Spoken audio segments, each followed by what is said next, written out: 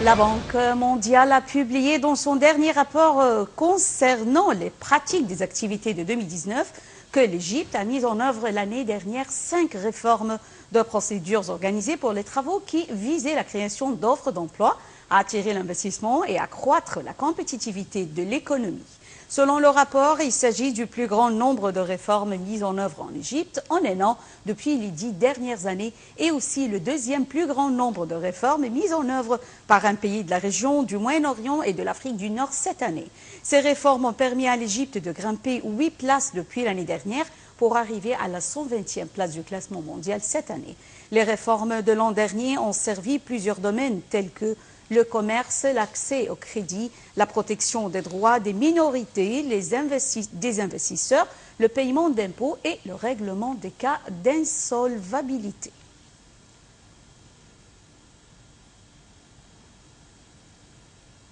Le chef d'état-major des forces armées, Mohamed Farid, a assisté à la phase principale du projet tactique Fagr 1, exécuté par une des unités de la zone militaire centrale. La première phase comprend une démonstration de l'idée tactique du projet et les attitudes de combat. Le général Mohamed Farid a mis l'accent sur l'importance d'améliorer le niveau intellectuel et tactique du combattant ainsi que son niveau physique. De hauts responsables des forces armées ont assisté à cette phase.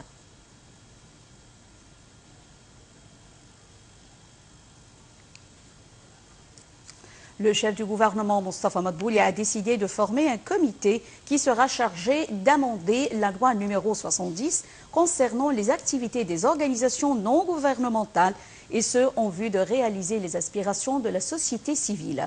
Cette décision a été prise en application des recommandations du Forum mondial de la jeunesse et des directives du président Abdel Fattah el-Sisi. Ce comité formé des ministères de la Solidarité sociale, des Affaires étrangères et de la Justice œuvrera à établir un dialogue social sur cette loi, ce qui ouvrira la porte à la participation de toutes les tranches de la société dans la construction de la patrie.